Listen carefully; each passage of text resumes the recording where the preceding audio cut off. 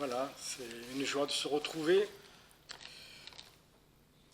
ce dimanche pour louer et rendre grâce au Seigneur tous ensemble, unis. Et je pense qu'on le fait tous les jours, ça doit être fait tous les jours, hein, si on a relation et communion avec le Seigneur. Mais ici, nous pouvons partager nos louanges ensemble et rendre grâce au Seigneur ensemble. Il aime voir son Église réunie, son corps en un seul lieu. Et donc, on va chanter, aujourd'hui, pas de projection, dimanche prochain non plus, pas de projection, donc on va se munir de deux cantiques. Et on va ouvrir nos cantiques numéro 61. Tout joyeux, bénissons le Seigneur. 61, et on va se lever pour chanter ce premier chant.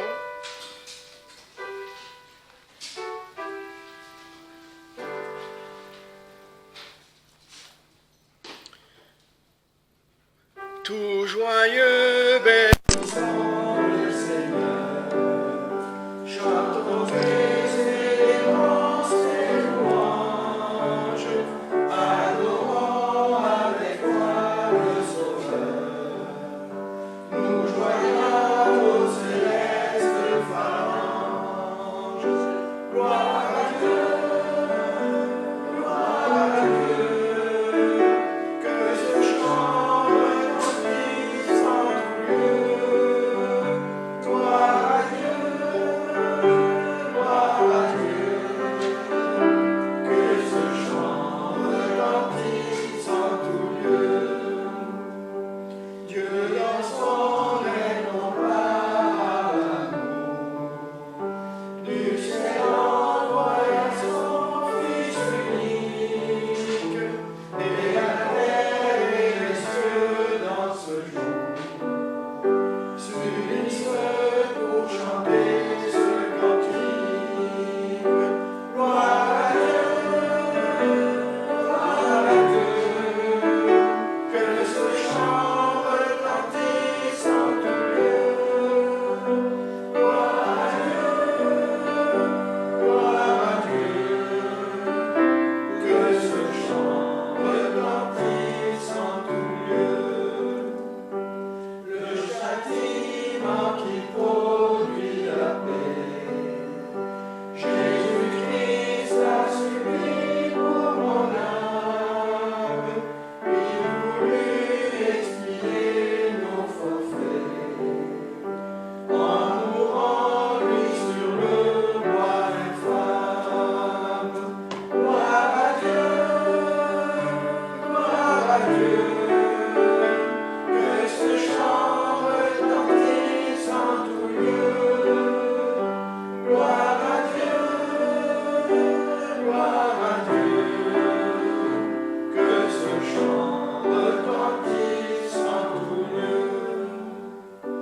Nous voulons un retour, mon Sauveur, t'aimer par-dessus toute autre chose.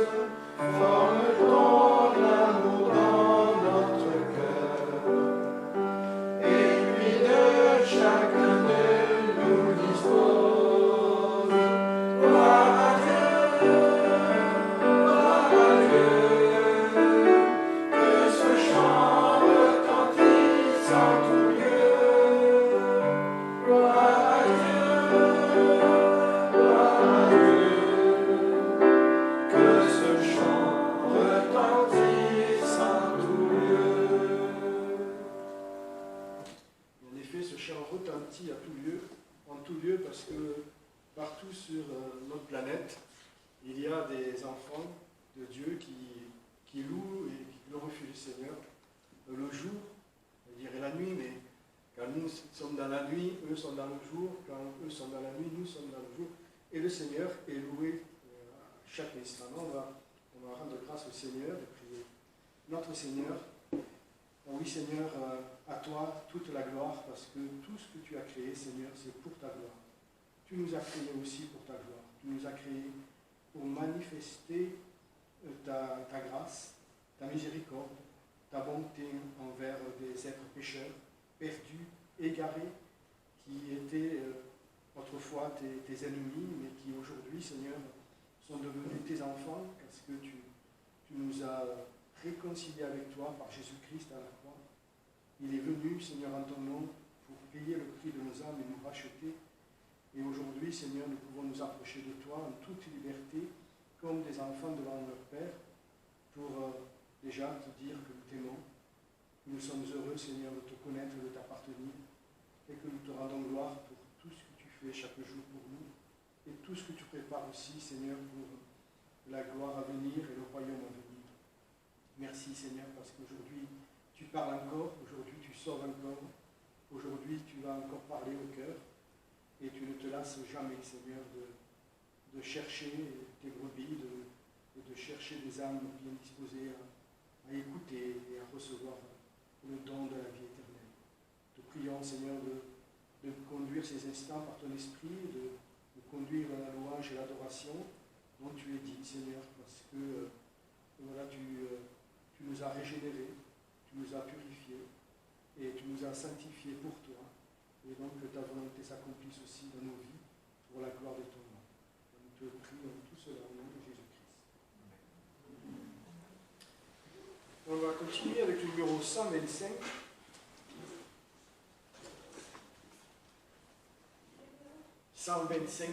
Numéro 125.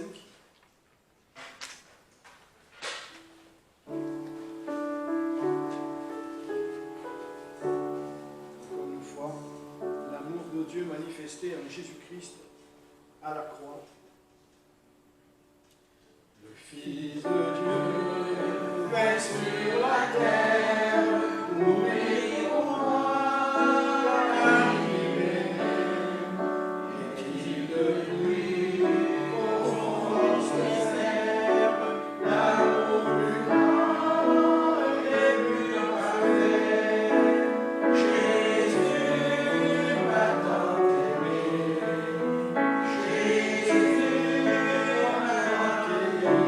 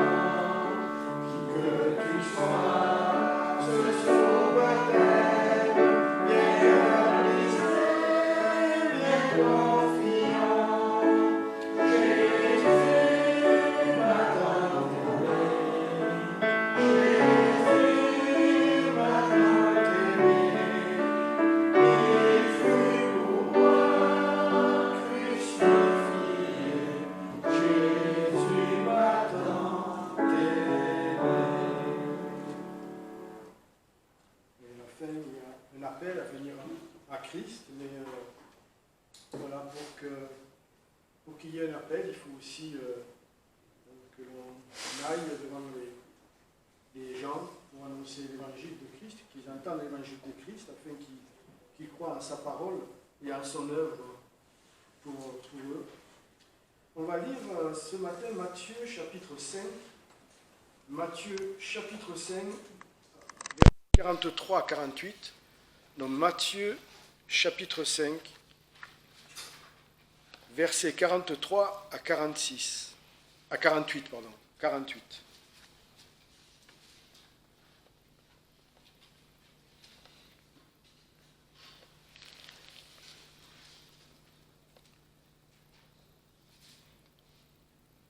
Vous avez entendu qu'il a été dit, tu aimeras ton prochain et tu haïras ton ennemi. Mais moi je vous dis, aimez vos ennemis, bénissez ceux qui vous maudissent, faites du bien à ceux qui vous haïssent, et priez pour ceux qui vous outragent et qui vous persécutent, afin que vous soyez des enfants de votre Père qui est dans les cieux. Car il fait lever son soleil sur les méchants et sur les bons, et il fait pleuvoir sur les justes et sur les injustes. Car si vous n'aimez que ceux qui vous aiment, quelle récompense en aurez-vous? Les péagers même n'en font-ils pas autant? Et si vous ne faites accueil qu'à vos frères, que faites-vous d'extraordinaire? Les péagers même n'en font-ils pas autant? Soyez donc parfaits, comme votre Père qui est dans les cieux est parfait. Alors Jésus nous demande d'aimer nos ennemis et de faire du bien à ceux qui nous font du mal. Ce n'est pas quelque chose de naturel. Ce n'est pas quelque chose qui nous vient de notre nature, en fait. Au contraire, nous sommes enclins plutôt à en vouloir aux gens qui nous font du mal, à les détester, voire à les haïr, à vouloir à l'occasion leur rendre la menu de leur pièce, comme on dit, et également, voire même se venger. Et nous sommes enclins aussi à aimer ceux qui nous aiment et ceux qui nous sont agréables. Et ça, c'est complètement suggestif parce que quelqu'un peut être bien avec nous, on peut l'apprécier et aimer cette personne à force de voir cette personne être sympa et gentille avec nous. Et puis, avoir un comportement incorrect avec d'autres personnes qui, eux, vont le détester et le haïr. Donc, nos émotions, nos sentiments naturels sont souvent trompeurs et sont rarement enclins à ce qui est juste. Et, alors, comment faire pour aimer nos ennemis quand nos sentiments, quelquefois, nous poussent à vouloir vraiment qu'il leur arrive quelque chose. Comment même leur faire du bien? Eh bien justement, c'est ça qui va faire qu'on va les aimer. C'est que plutôt que de penser en mal, pensons en bien. Pensons à leur faire du bien. Faisons-leur du bien et intercédons pour eux. Tout cela va étouffer toute pensée mauvaise envers eux. Comme il est dit en Romains 12, verset 21, « Ne te laisse pas surmonter par le mal, mais surmonte le mal par le bien. » En faisant le bien, même à des gens qui nous détestent, qui nous haïssent, en fait, nous allons nous comporter comme le Père se comporte. Et nous nous comporterons tel que lui, nous serons, je ne vais pas dire dignes, mais en tous les cas, nous manifesterons que nous sommes vraiment ses enfants. Dieu use de patience envers tous. Il veut que tous parviennent à la connaissance de la vérité. Il veut que tous soient sauvés. Et donc, il passe par-dessus les mauvaises actions et les mauvaises pensées des hommes. Il les connaît. Il le sait. Nous sommes tous dignes d'être châtiés par lui, mais il passe par-dessus parce que lui, ce qu'il voudrait, c'est que tout le monde soit sauvé.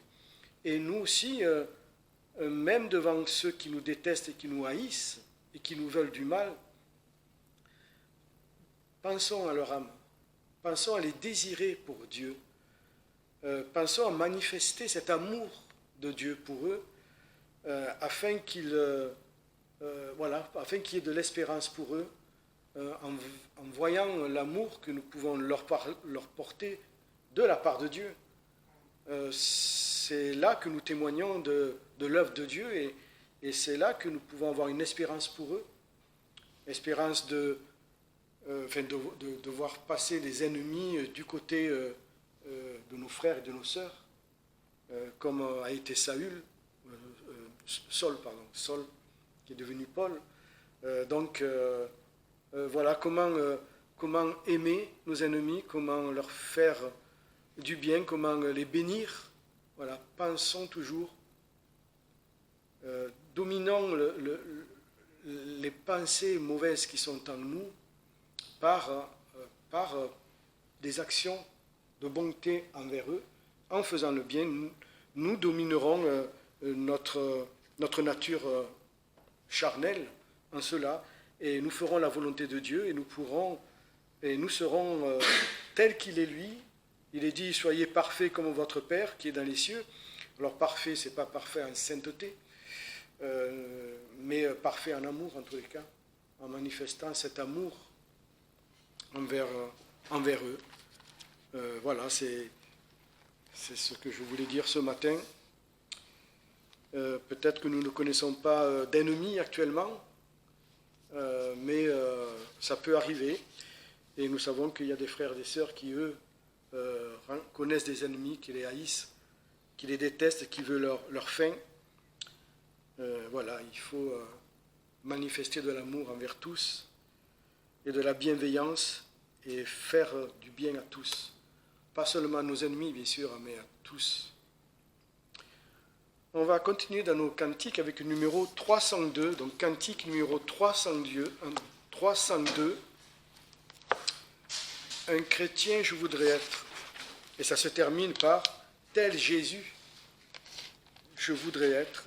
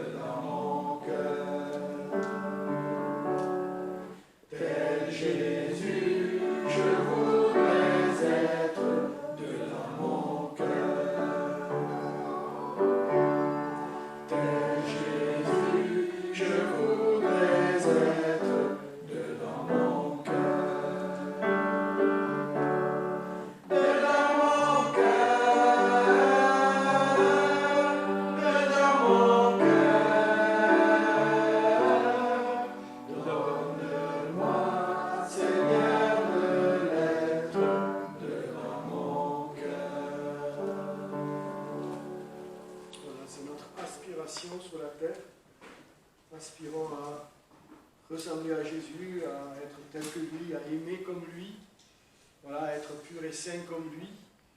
Alors, un chrétien, je voudrais être, voilà, chrétien signifie petit Christ, donc tel qu'un petit Christ, je voudrais être. Voilà, nous disons chrétiens, mais voilà, quelquefois, nos pensées et nos œuvres désavouent un petit peu ce mot-là, mais voilà, nous avançons avec le Seigneur et c'est lui qui nous transforme.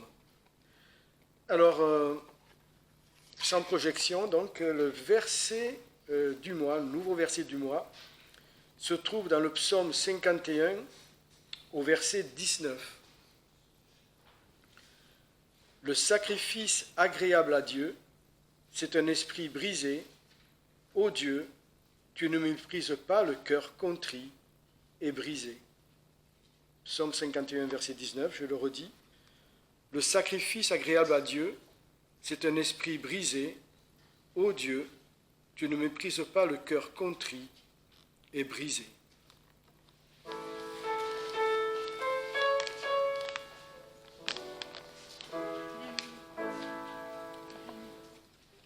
Nous sommes au Seigneur et non point à nous-mêmes.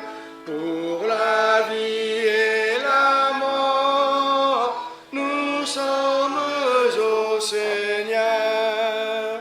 C'est pour l'éternité. Jésus, que tu nous aimes. Ta croix nous a rendu la paix et le bonheur. Nous sommes au Seigneur, vivons pour sa gloire et mourons au péché, saint héritier du ciel. Saisissons chaque jour les fruits de sa victoire et reposons en paix dans son sein paternel. Nous sommes au Seigneur, que nos âmes te louent. Que nos lèvres aussi bénissent ton amour. Oh Jésus, mais tes deurs souvent te désavouent. Je voudrais être à toi, mais à toi sans retour. Nous sommes au Seigneur dans la sombre vallée du dernier ennemi. Jésus me rend vainqueur. La face de mon Dieu ne peut m'être voilée, car pour l'éternité, nous sommes au Seigneur. Amen. Bonjour à tous, frères et sœurs. Bonjour à chacun, à chacune. Donc ce matin, vu qu'il n'y a pas de projection, il y aura beaucoup de versets. Donc soit vous pouvez les chercher en même temps que moi, soit vous pouvez juste écouter les versets que je vais lire. Donc on va prendre le psaume 116. Mais avant, on va remettre ces instants entre les mains du Seigneur. Seigneur Jésus, oui, nous sommes à toi pour l'éternité. C'est toi qui es notre Sauveur, notre Seigneur. Et ce matin, nous te louons, nous t'adorons et nous voulons te demander ton aide pour parler à nos cœurs, pour écouter ce que tu as à nous dire en ce matin et qu'à travers ce passage, on puisse... Seigneur Jésus, toujours plus en apprendre sur toi, toujours mieux te connaître et être toujours plus proche de toi. Seigneur Jésus, c'est le désir de notre cœur ce matin. Alors ouvre nos yeux, ouvre nos oreilles pour qu'on puisse entendre ce que tu as à nous dire et éloigne de nous toutes les pensées humaines, que ce soit toi seul qui puisse parler ce matin et que ce soit toi seul qu'on puisse voir. À toi la gloire, Seigneur Jésus. Amen. Donc on va prendre le psaume 116 et on va lire tout le psaume. Donc je commence au verset 1, psaume 116. J'aime l'Éternel, car il entend ma voix, mes supplications. Car il a penché son oreille vers moi, et je l'invoquerai toute ma vie. Les liens de la mort m'avaient environné, et les angoisses du séjour des morts m'avaient saisi. J'étais en proie à la détresse et à la douleur, mais j'invoquais le nom de l'Éternel. Ô Éternel, sauve mon âme. L'Éternel est miséricordieux et juste. Notre Dieu est plein de compassion. L'Éternel garde les simples. J'étais malheureux et il m'a sauvé. Mon âme, retourne à ton repos, car l'Éternel t'a fait du bien. Oui, tu as délivré mon âme de la mort, mes yeux des larmes, mes pieds de la chute. Je marcherai devant l'Éternel sur la terre des vivants. J'avais confiance lorsque je disais « Je suis bien malheureux ». Je disais dans mon angoisse « Tout homme est trompeur ». Comment rendrai-je à l'Éternel tous ses bienfaits envers moi? J'élèverai la coupe des délivrances, et j'invoquerai le nom de l'Éternel. J'accomplirai mes vœux envers l'Éternel, en présence de tout son peuple. Elle a du prix aux yeux de l'Éternel, la mort de ceux qui l'aiment. Écoute-moi, ô Éternel, car je suis ton serviteur, fils de ta servante. Tu as détaché mes liens. Je t'offrirai un sacrifice d'action de grâce, et j'invoquerai le nom de l'Éternel. J'accomplirai mes vœux envers l'Éternel, en présence de tout son peuple. Dans les parvis de la maison de l'Éternel, au milieu de toi, Jérusalem, louez l'Éternel. Donc ce psaume, c'est un cantique qui est très personnel. Si on regarde, on a plein de psaumes, c'est une louange collective. Par exemple, si on regarde juste le psaume suivant, le psaume 117, ça nous dit « Louez l'Éternel, vous toutes les nations, célébrez-le, vous tous les peuples ». Et bien ici, c'est pas le cas, c'est pas une louange universelle à Dieu, c'est un cantique qui est vraiment très, très personnel. Et si on regarde dans ce psaume, on a plus de 30 fois quelque chose en rapport avec la première personne du singulier qui apparaît, avec les mots « je », « mon »,« moi », etc. Verset 1, par exemple, « ma voix »,« mes supplications », etc. On a la première personne du singulier qui apparaît tout au long du psaume. Et le psalmiste ici, il va évoquer une délivrance, la délivrance divine dont il a fait l'objet. Il était dans une grande détresse. On voit au verset 3, il était vraiment en train de frôler la mort. Le verset 3 nous dit « Les liens de la mort m'avaient environné et les angoisses du séjour des morts m'avaient saisi. » Et dans cette grande détresse, il a invoqué l'Éternel, et l'Éternel lui a répondu et l'a délivré. Et c'est pour ça qu'il est empreint de reconnaissance, de louange envers l'Éternel. Et il désire consacrer sa vie vraiment à l'Éternel, de vivre une vie totalement consacrée à l'Éternel. Et donc dans tout ce psaume, il y a un peu ce mélange entre le souvenir des délivrances de l'Éternel et un désir de consécration envers l'Éternel. C'est un peu comme si on regardait à la fois en arrière et qu'on disait voici tout ce que l'Éternel a fait pour moi, et qu'on regardait vers l'avenir et qu'on dit voilà maintenant tout ce que je veux faire pour l'Éternel en retour. Et il y a un verset vraiment central, c'est le verset 12 qui nous dit comment rendrai-je à l'Éternel tous ses bienfaits envers moi.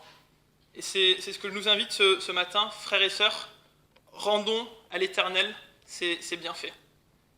Et donc on peut se dire, mais comment est-ce qu'on pourrait rendre à l'Éternel ses bienfaits? C'est impossible.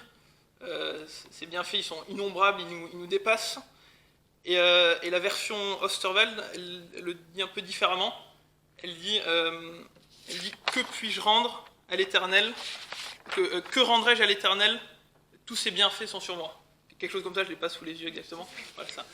Et donc, ça nous permet un peu mieux de comprendre, parce que ces bienfaits sont tellement innombrables qu'on peut lui offrir juste un bien maigre petit quelque chose, mais ce petit quelque chose, ça a de la valeur aux yeux de Dieu, ce petit quelque chose qu'on peut lui rendre. Et donc on va voir 3 manières de rendre à l'Éternel ces bienfaits. Et là, les 3 points, je les ai vus directement dans le texte. C'est la suite de ce verset. Si on regarde les versets 13 et 14, « J'élèverai la coupe de délivrance ». Ça va être notre premier point, en étant reconnaissant envers l'Éternel. Ensuite, « Et j'invoquerai le nom de l'Éternel », tout simplement en invoquant son nom. Et le prochain verset, le verset 14, « J'accomplirai mes vœux envers l'Éternel en présence de tout son peuple ». Et donc ça, on va voir que c'est en étant obéissant envers l'Éternel. Et ces trois réalités, je le répète, en étant reconnaissant, en invoquant son nom et en étant obéissant à l'Éternel, c'est pas des réalités qui sont juste présentes dans ces versets, mais c'est quelque chose qui est omniprésent dans tout ce psaume, du début à la fin. Donc, la première réponse à cette question, comment rendrai-je à l'Éternel tous ses bienfaits envers moi, c'est « j'élèverai la coupe des délivrances », verset 13. Et donc, qu'est-ce que ça veut dire, élever la coupe des délivrances? Donc déjà, ça veut dire élever, c'est-à-dire montrer, mettre bien en avant, le rendre visible devant Dieu et devant les hommes. Et c'est élever quoi? Élever la coupe. Et la coupe, c'est quelque chose de personnel. Quand Jésus il parle de la coupe qu'il doit boire, c'est sa coupe à lui, c'est personnel. Et qu'est-ce qu'il y a à l'intérieur de cette coupe? C'est la coupe des délivrances. Donc c'est toutes les délivrances que l'Éternel nous a accordées. Et donc élever la coupe des délivrances, ça veut dire montrer notre reconnaissance à Dieu pour notre lot personnel de délivrance qu'il nous a accordé, de les montrer, de les brandir bien haut. Et donc ici le psalmiste il a vécu une délivrance. Et c'était quoi cette délivrance? Au verset 3, on voit qu'il est vraiment pas loin de la mort. Au verset 3, il dit « Les liens de la mort m'avaient environné et les angoisses du séjour des morts m'avaient saisi. » Et donc on ignore ce qu'il a exactement vraiment vécu, mais il a vraiment frôlé la mort, il est passé vraiment pas loin. Et ici, c'est pas David qui a écrit ce psaume, enfin en tout cas on le sait pas, mais dans un autre psaume, David il va dire quelque chose de similaire, dans le psaume 18, versets 5 à 6. Psaume 18, versets 5 à 6. C'est David qui va dire « Les liens de la mort m'avaient environné, et les torrents de la destruction m'avaient épouvanté. Les liens du séjour des morts m'avaient enlacé, les filets de la mort m'avaient surpris. » Et donc là, on peut imaginer vraiment être entouré, être environné par les liens de la mort. Et quand on pense à la vie de David, on pense forcément au moment où il était poursuivi par Saül. Et il y avait les gens de David d'un côté de la montagne, les gens de David de l'autre côté. Et d'un coup, David et ses gens, ils se retrouvent entourés vraiment par les gens de Saül. Et juste à ce moment-là, Dieu va le délivrer de Saül. À ce moment-là, il était vraiment entouré par Saül et par tous ses ennemis. Et dans la Bible, on a d'autres personnes aussi qui ont vraiment frôlé la mort comme cela. On a par exemple Ézéchias qui reçoit la nouvelle par Ésaïe qu'il va bientôt mourir, que sa mort elle est vraiment imminente. Et il a composé un peu un cantique similaire. On peut lire en Ésaïe 38, verset 10. En Ésaïe 38, verset 10. C'est Ézéchias qui parle. « Je disais, quand mes jours sont en repos, je dois m'en aller. Aux portes du séjour des morts, je suis privé du reste de mes années. » Il était vraiment à ce moment-là aux portes du séjour des morts. Et on a Jonas aussi. Jonas, quand il était dans le navire, quand il a désobéi à l'Éternel, qu'il était dans un navire pour s'enfuir loin de l'Éternel, et ben ils ont tiré au sort et ils ont trouvé que c'était lui le coupable et ils l'ont jeté dans la mer. Et à ce moment-là, quand il était dans la mer, il a invoqué le nom de l'Éternel. Et on peut lire ça en Jonas 2. Jonas 2.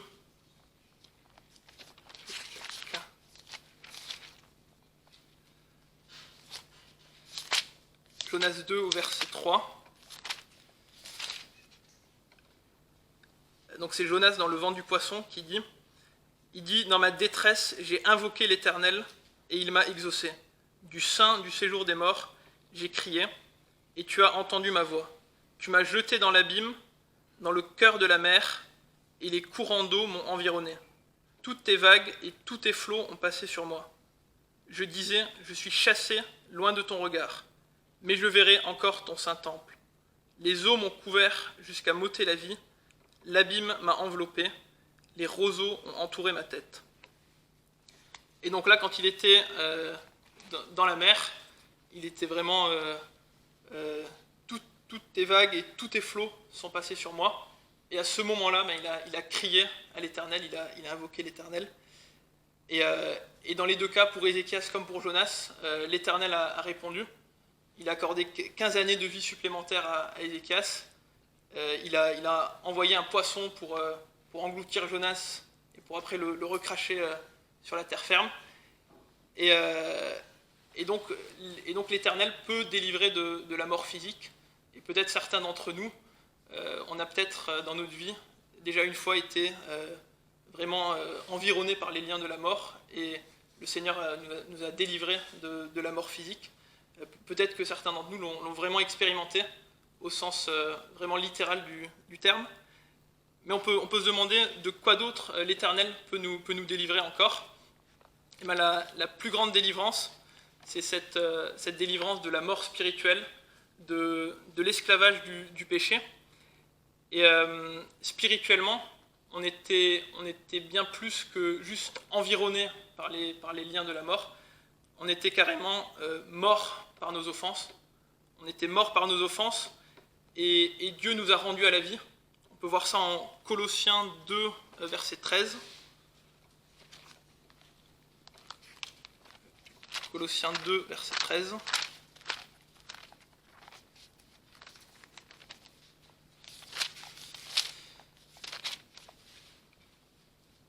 Vous qui étiez morts par vos offenses et par l'incirconcision de votre chair, il vous a rendus à la vie avec lui, en nous faisant grâce pour toutes nos offenses.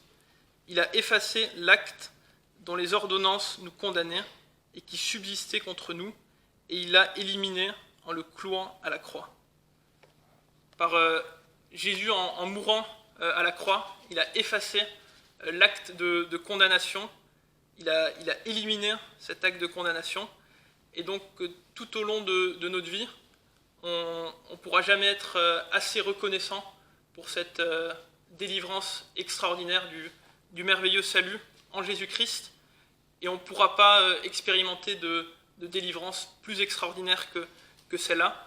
Donc, soyons toujours reconnaissants pour cette merveilleuse délivrance, ce merveilleux salut qui nous a été accordé en Jésus. Et donc, pour revenir à notre psaume, c'est cette délivrance dont il nous est parlé au verset 8. Oui, tu as délivré mon âme de la mort. C'est cette délivrance de la mort spirituelle de l'âme. Notre âme, elle était en perdition, vouée à l'enfer, et Dieu, il a délivré notre âme de la mort. Et dans ce verset 8, il nous est parlé de deux autres délivrances. Tu as délivré mon âme de la mort, mes yeux des larmes, mes pieds de la chute.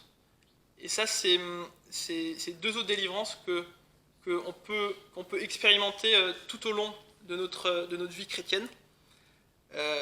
Des fois, il peut nous arriver de pleurer, d'être vraiment dans une terrible épreuve, de vivre un peu le verset 3, mais pas au sens littéral, mais de le vivre dans notre âme.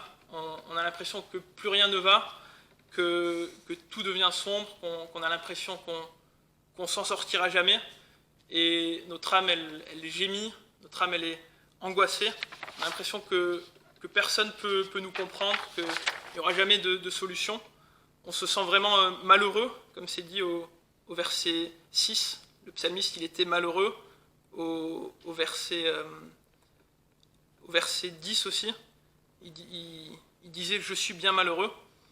On a l'impression qu'on est malheureux. Mais alors, dans cette situation-là, que faire?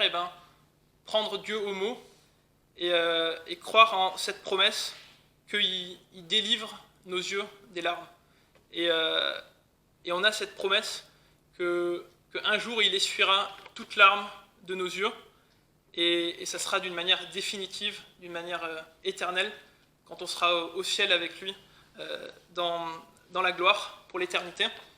Mais si on regarde déjà ici-bas, si on regarde par le passé, combien de fois l'Éternel, il a déjà essuyé nos larmes, combien de fois il a déjà délivré nos yeux des larmes, combien de fois on était dans la détresse, dans la douleur, dans la tristesse, et le Seigneur, il nous a réconfortés, il nous a délivrés.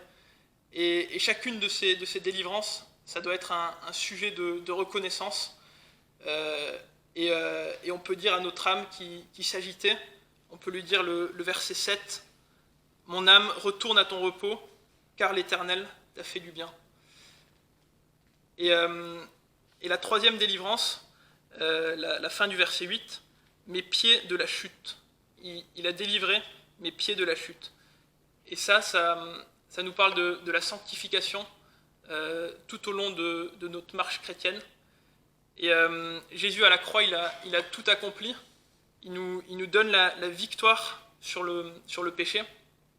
Et on a cette assurance, si on prend Jude 24,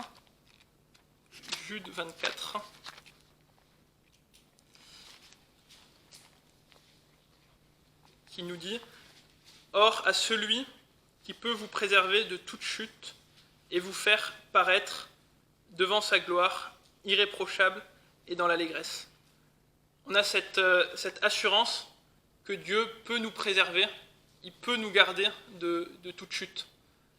Il nous est dit aucune tentation ne vous est survenue qui n'ait été humaine, et Dieu qui est fidèle, avec la tentation, il préparera aussi le moyen d'en sortir.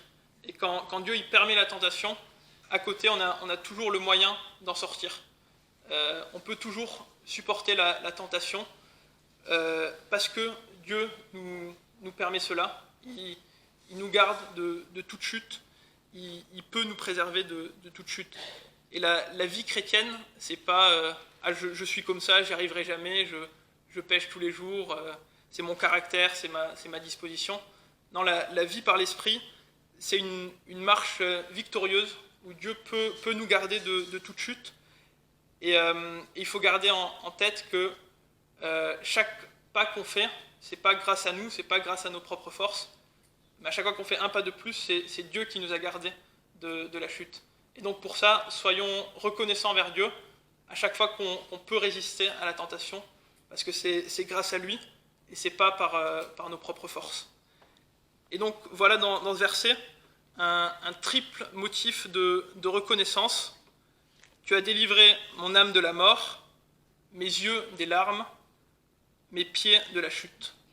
Donc pour ça, on peut tous être reconnaissants à l'Éternel pour cela. Et si on a de plus expérimenté au sens littéral du terme une délivrance de la mort physique, Dieu est capable aussi de cela, et gloire lui soit rendue pour ça. Et je pense que le Seigneur, il nous protège, il met ses anges autour de nous, bien plus de fois qu'on le remarque. Des fois, on le remarque même pas. Et donc, toutes ces délivrances mises ensemble, toutes ces délivrances additionnées, eh ben ça remplit cette coupe des délivrances du verset 13 jusqu'à la faire déborder. Et qu'est-ce qu'il faut faire avec cette coupe des délivrances? Eh ben pas la laisser sous la table ou la cacher, mais l'élever bien haut et la brandir, la montrer autour de nous, devant les frères et sœurs. Ça peut être le dimanche matin, au moment des partages. Je pense qu'on a tous de multiples délivrances à raconter que le Seigneur opère dans chacune de nos vies.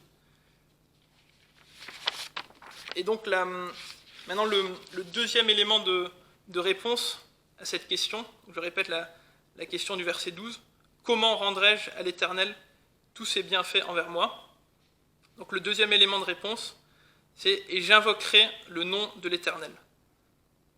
Donc c'est quelque chose qui est répété plusieurs fois dans ce psaume. Déjà au verset 2, « et je l'invoquerai toute ma vie ». Ensuite au verset 4, « mais j'invoquai le nom de l'Éternel ». Ensuite donc à notre verset 13, et la même chose est répétée encore au verset 17, « et j'invoquerai le nom de l'Éternel ». C'est répété 4 fois dans ce psaume, dans des contextes un peu différents. Mais qu'est-ce que ça veut dire invoquer le nom de l'Éternel?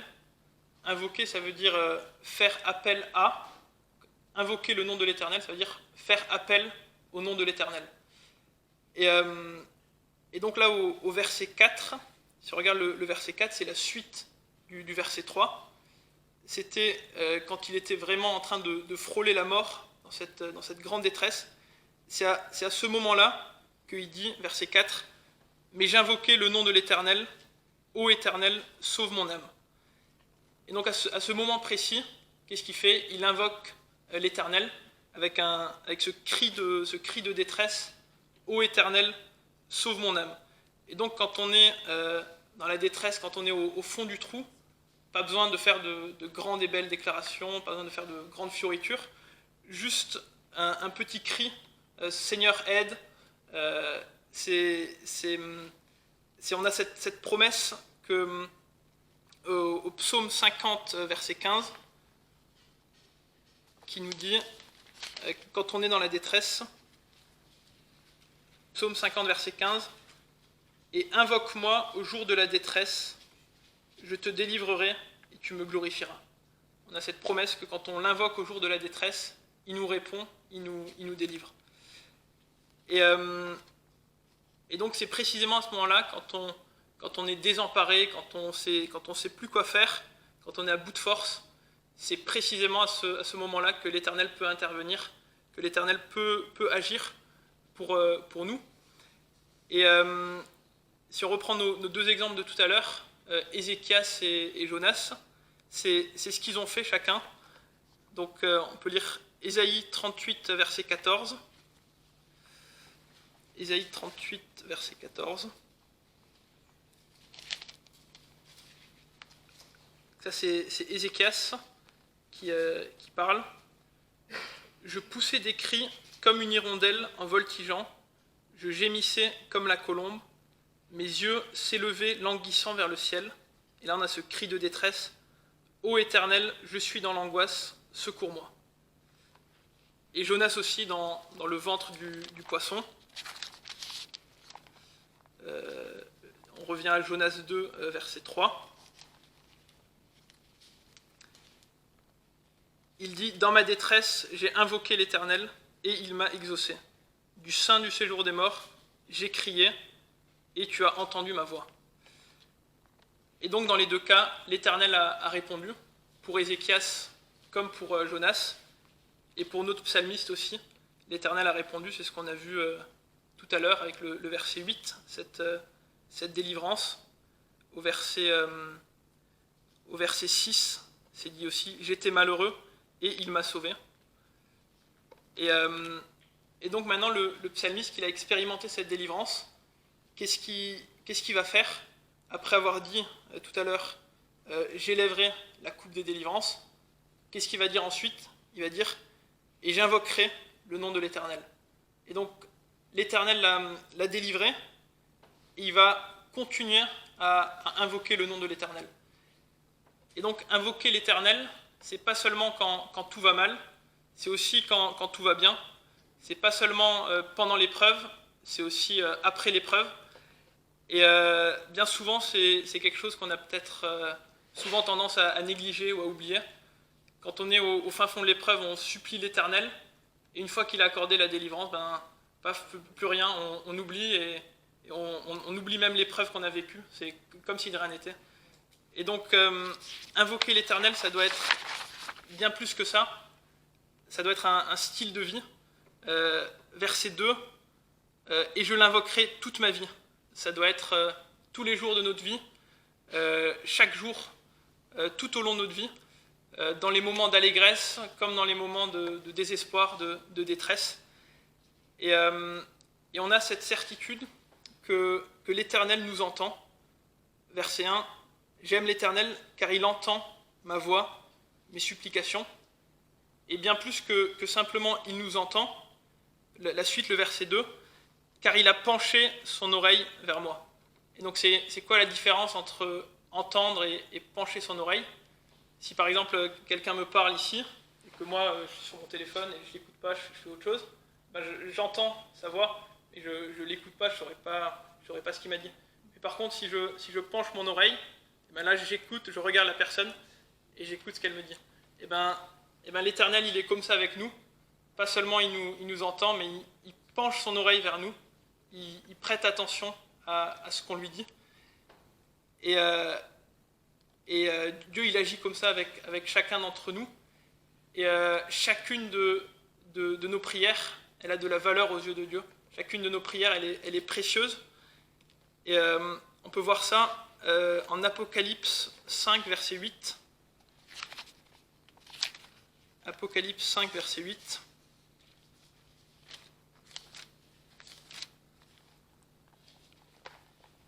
Quand il eut pris le livre, les 4 êtres vivants et les 24 vieillards se prosternèrent devant l'agneau, tenant chacun une harpe et des coupes d'or remplies de parfums, qui sont les prières des saints.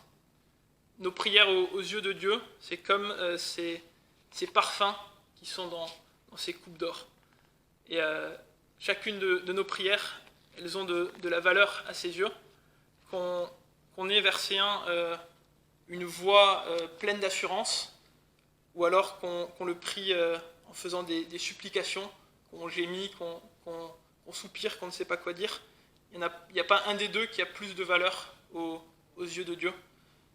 Et une petite histoire, donc je vais vous la lire. Le titre de l'histoire, c'est « Une prière terminée au ciel ». Donc je commence à lire l'histoire. À la fin de sa prédication, un pasteur demanda « Y a-t-il quelqu'un ici qui souffre de ses péchés ?» Un jeune homme se leva et confessa « Oui, je souffre de mon état de péché. » Le pasteur pria pour lui, et le jeune homme accepta le salut avec joie. Ensuite le pasteur lui dit encore « Mon garçon, rentre et écris immédiatement une lettre à tes parents pour leur raconter la joie que tu as trouvée en Christ. » Le jeune homme obéit et reçut peu après une lettre de sa mère. « Mon cher garçon, tu ne peux pas savoir quelle joie tu nous as causée par ta lettre. Lorsque tu t'es converti, ton père était sur son lit de mort. Durant toute la journée, il avait crié à Dieu. « Ô Dieu, sauve mon fils aujourd'hui. » Nous avons essayé d'orienter ses pensées vers un autre sujet, mais c'était peine perdue. Il continuait à plaider. « Ô Dieu, sauve mon fils aujourd'hui. » Au moment où il remit son esprit entre les mains de Dieu pour se rendre auprès de son Sauveur, il prononça encore d'une voix faible. « Ô Dieu, sauve !» Je suis sûr qu'il a achevé sa prière quand il s'est retrouvé dans la glorieuse présence de son Sauveur et que Dieu l'a exaucé sur le champ. Et donc voilà un homme qui a invoqué l'Éternel toute sa vie, jusqu'au bout de sa vie, jusqu'à son dernier soupir. Il a continué d'invoquer le nom de l'Éternel. Et l'Éternel a entendu sa prière, bien qu'il n'ait pas eu le temps de la terminer, qu'il n'a pas vu l'exaucement ici-bas. Dieu il a entendu les supplications de ce mourant. Il a exaucé sa prière. Et donc c'est invoquer quoi? On n'en a pas parlé, c'est invoquer le nom de l'Éternel. Et donc là, le psalmiste, ici, quand il invoque le nom de l'Éternel, il il s'empare dans sa prière de tout ce qu'il sait sur Dieu par révélation. Et nous aussi, dans nos prières, on peut s'emparer de tout ce que la parole nous dit sur Dieu, sur tous ses noms, sur tous ses attributs. On peut s'emparer de tout cela dans notre prière. Et donc ici, qu'est-ce qu'on voit sur l'Éternel, sur le nom de l'Éternel? On peut lire le verset 5. Le verset 5. L'Éternel est miséricordieux et juste. Notre Dieu est plein de compassion. Donc voilà ce qui ressort de ce psaume sur le nom de l'Éternel. Et je trouve ça assez amusant que dans la même phrase, on parle à la fois de la miséricorde de Dieu, de l'Éternel, et de sa justice.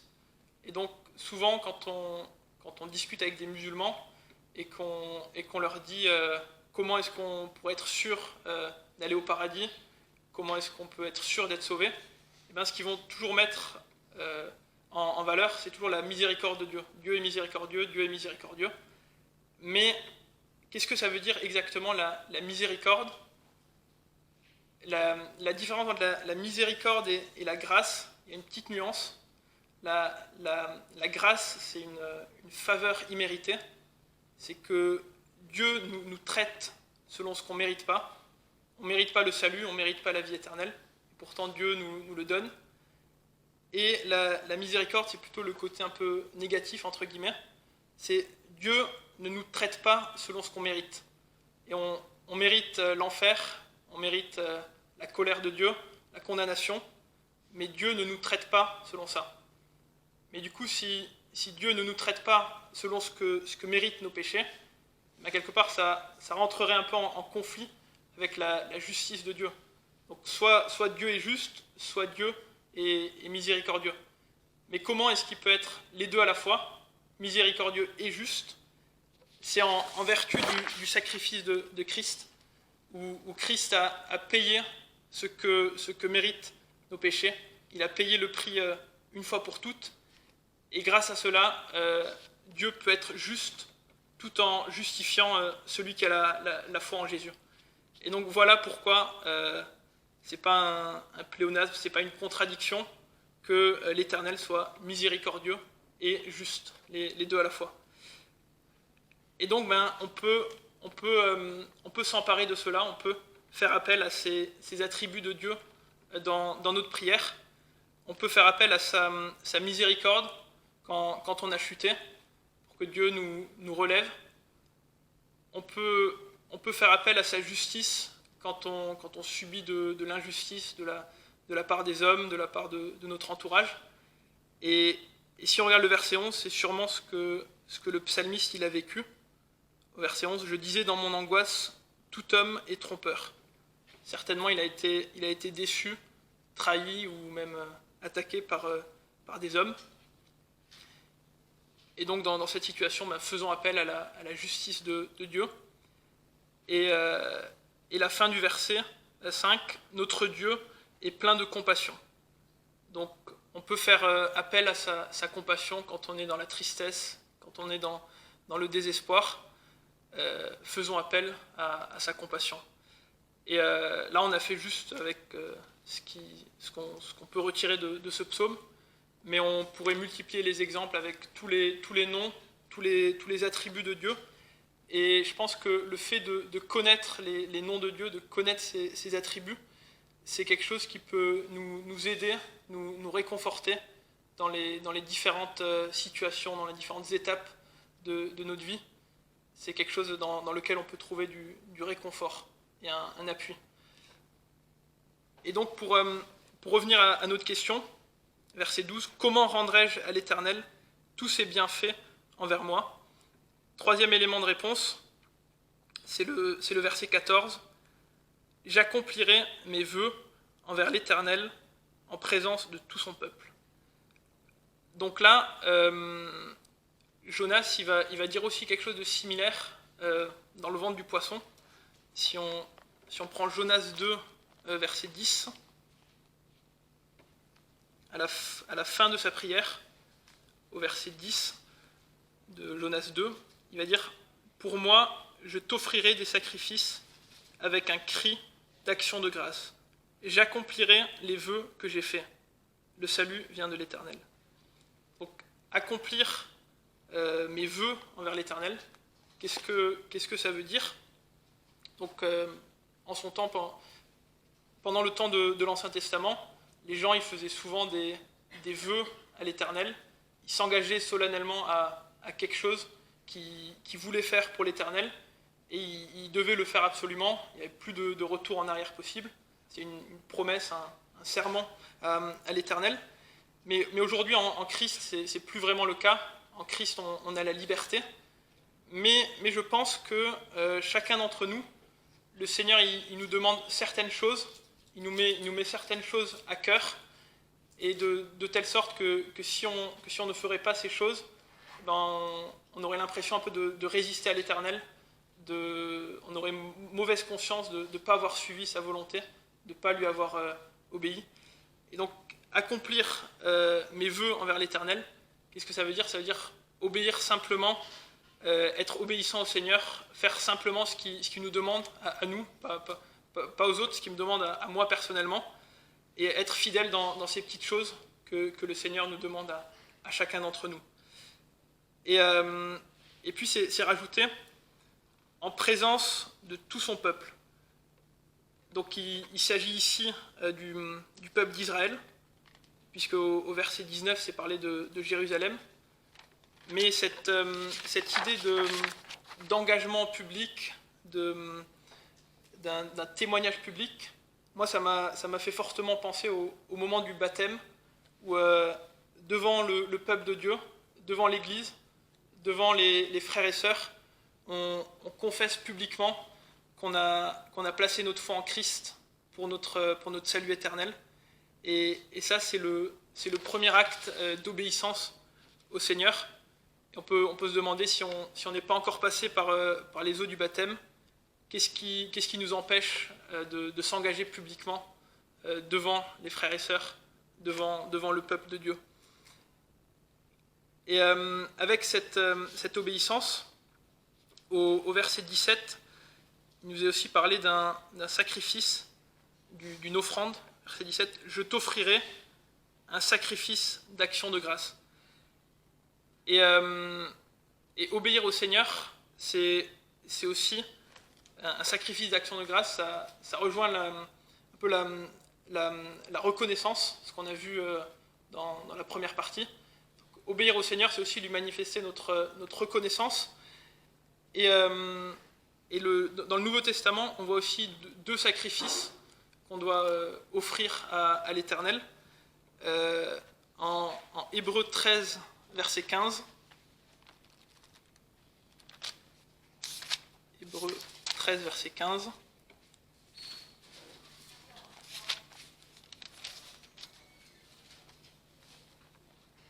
Par lui, offrons sans cesse à Dieu un sacrifice de louange, c'est-à-dire le fruit de lèvres qui confesse son nom. Et on a aussi Romains 12, verset 1.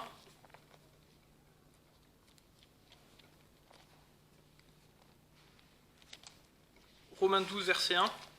« Je vous exhorte donc, frères, par les compassions de Dieu, à offrir vos corps comme un sacrifice vivant, saint, agréable à Dieu, ce qui sera de votre part un culte raisonnable. » Et donc là, on voit que ces deux sacrifices, il y a quelque chose de continuel.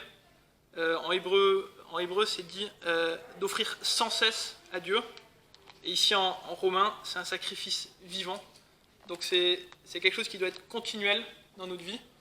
Et cette obéissance à Dieu, il y a aussi cette notion de sacrifice. Donc sacrifice d'action de grâce, de reconnaissance, de louange, et aussi encore plus de lui offrir notre propre corps, de lui consacrer notre propre vie, que notre propre vie lui soit entièrement dédiée, consacrée à lui, à l'Éternel, et c'est un culte raisonnable. Et ensuite, pour revenir à notre psaume, si on regarde le verset 9, « Je marcherai devant l'Éternel sur la terre des vivants. Et Ézéchias, il va dire quelque chose d'un peu similaire dans sa prière. Si on revient à Ésaïe 38, verset 15, Ésaïe 38, verset 15, c'est après que l'Éternel a répondu à la prière d'Ézéchias et qu'il a exaucé.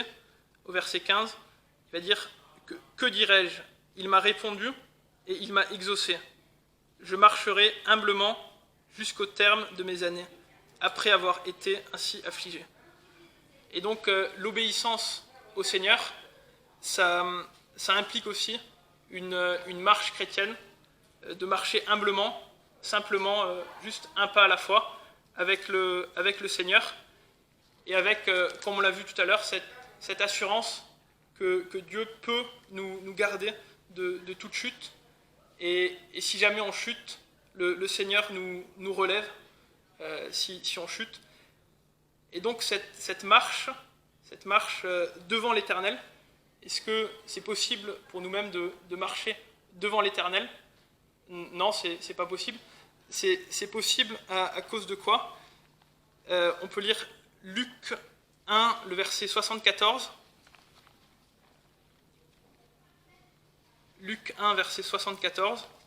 C'est dans le cantique de Zacharie, après la naissance de Jean-Baptiste, et donc juste avant la naissance de Jésus. Au verset 74, il va dire « De nous permettre, après que nous serions délivrés de la main de nos ennemis, de le servir sans crainte, en marchant devant lui, dans la sainteté et dans la justice, tous les jours de notre vie. » Et donc, pourquoi est-ce qu'on peut marcher? C'est parce que Jésus nous a délivrés, verset 74, il nous a délivrés de la main de nos ennemis. C'est uniquement à cause de cela qu'on peut marcher devant lui, devant l'Éternel, dans la sainteté et dans la justice tous les jours de notre vie. Et c'est merveilleux que ce soit possible, parce que nous-mêmes, si on voudrait marcher devant l'Éternel, eh ben on serait comme un petit enfant qui tomberait à chaque pas, qui n'arriverait même pas à se relever. On chuterait à chaque pas, mais gloire à Dieu, on peut non seulement marcher, on peut marcher devant l'Éternel, et on a cette promesse qu'il peut nous garder de toute chute. Et cette marche, pour revenir au verset 9, « Je marcherai devant l'Éternel sur la terre des vivants ». Cette marche, elle est sur la terre des vivants. Et donc là, c'est non seulement l'Église, les frères et sœurs, mais aussi et surtout tous ceux qui nous entourent, les incroyants. Et est-ce que cette sainteté, cette justice, est-ce qu'elle est visible dans notre vie, dans notre marche? Est-ce que sainteté, ça veut dire mise à part? Est-ce qu'on voit clairement notre mise à part avec le monde? Ou est-ce que des fois c'est un peu ambigu, la ligne de démarcation? Est-ce qu'on est connu pour être quelqu'un de juste, avec qui tout file droit? Ou est-ce qu'on peut un peu s'arranger, on peut un peu faire les choses en soum-soum? C'est ça que doit être notre témoignage sur la terre des vivants, aux yeux du monde. Elle doit être marquée de justice et de sainteté, cette marche. Et des fois, cette obéissance au Seigneur, elle peut avoir un coût. Au verset 15, si on lit le verset 15, « Elle a du prix aux yeux de l'Éternel, la mort de ceux qui l'aiment. » Et donc ce verset, il suit juste le verset précédent où c'est dit « J'accomplirai mes vœux envers l'Éternel ». Et des fois, le fait d'accomplir nos vœux envers l'Éternel, de lui être pleinement consacré, dévoué, ça peut aller jusqu'au péril de notre vie. Et c'était le cas au tout début de l'Église, avec les premiers chrétiens martyrs. Et c'est le cas aujourd'hui, pas ici en France, mais dans de nombreux pays de par le monde, où des gens, parce qu'ils veulent rester fidèles et obéissants au Seigneur jusqu'au bout, eh bien, ils sont persécutés, torturés, même tués. Et tout au long de l'histoire, et même encore aujourd'hui, il y en a beaucoup qui n'ont pas abdiqué, et jusqu'au bout, jusque sur le bûcher, ils continuent encore à proclamer le nom de Jésus. Et ben cela, ça a du prix aux yeux de l'Éternel. Et tous ces frères et sœurs qui ont subi ou qui subissent le martyre, et ben, ils recevront leur récompense là-haut, parce que ça a du prix aux yeux de l'Éternel. Donc pour conclure, donc c'était cette question qu'on s'était posée, verset 12. Comment rendrai-je à l'Éternel tous ses bienfaits envers moi ? Mais il y a en tout cas un petit mot, une petite phrase dans ce psaume dont on n'a pas encore parlé. C'est le tout début. Et c'est d'ailleurs ça qui m'a amené vers ce psaume, parce que c'est un verset que j'aime beaucoup. Le verset 1. « J'aime l'Éternel, car il entend ma voix, mes supplications. » C'est quelques mots juste. « J'aime l'Éternel. » Et bien, tout ce qu'on a vu, tout ça, le salut, toutes les délivrances que le Seigneur nous a accordées, la délivrance des larmes, la délivrance de la chute, de la tentation, toutes ces multiples délivrances, le fait aussi que le Seigneur il entend notre voix, il entend notre prière, et bien tout ça c'est de multiples raisons de pouvoir dire j'aime l'Éternel, de multiples raisons d'aimer l'Éternel. On connaît très bien ce verset qui nous dit nous l'aimons parce qu'il nous a aimés le premier, et c'est parce que Dieu a manifesté son amour en Christ en envoyant Jésus sur la terre pour mourir à la croix pour nos péchés, et que aujourd'hui, tous les jours, il nous montre encore son amour, tous les jours de notre vie. C'est à cause de cela qu'on peut l'aimer en retour, et qu'on peut dire « j'aime l'Éternel ». Et alors, comment manifester concrètement cet amour ? C'est en rendant à l'Éternel ses bienfaits, en lui étant reconnaissant, en élevant la coupe des délivrances, en invoquant son nom, j'invoquerai le nom de l'Éternel, et en lui étant obéissant, en accomplissant nos vœux envers l'Éternel. Voilà des manières très concrètes, très pratiques de manifester notre amour et de pouvoir dire j'aime l'Éternel, que juste ces quelques mots, ce soit de notre part un véritable culte d'adoration envers Dieu. Ces 3-4 mots, j'aime l'Éternel. Voilà, que le Seigneur vous bénisse. On va terminer notre réunion, donc on va se lever et prendre le numéro 364, chant numéro 364.